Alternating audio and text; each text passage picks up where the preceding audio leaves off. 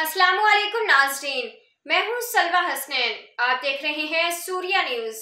आइए नजर डालते हैं आज की अहम खबरों पर। टंडवाला शहर से चीफ रिपोर्टर सूर्या न्यूज की रिपोर्ट। PS 58 से आजाद उम्मीदवार डॉक्टर पीर ताज जेलानी ने मीडिया से गुफ्तगू करते कहा, नसरपुर को शहरी सहूलियात फराहम करना मेरी अव्वलिन तरजीह होगी और नसरपुर को तालुका बनाने की कोशिश करूंगा। डॉक्टर पीर ताज जेलानी ने मजीद क्या कहा, आइए सुनते हैं। नसरपुर को हम जो है तालके का दर्जा दिलवाने की कोशिश करेंगे और साथ साथ नसरपुर में भी ट्रांसपोर्ट का बड़ा मसला है कि वहाँ पे ट्रांसपोर्ट नहीं है, अपनी ट्रांसपोर्ट इस्तेमाल करनी पड़ती है, सरकारी तौर पर कोई ट्रांसपोर्ट नहीं है।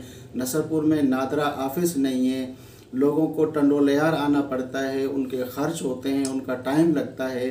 तो नसरपुर के आवाम को इंशाल्लाह शहरी जो सहूलतें होती हैं वो मैं प्रोवाइड करने की कोशिश करूँगा और इंशाल्लाह ये मेरा नसरपुर के आवाम से वादा है कि नसरपुर को एक शहर की सतह पर डेवलप करूँगा।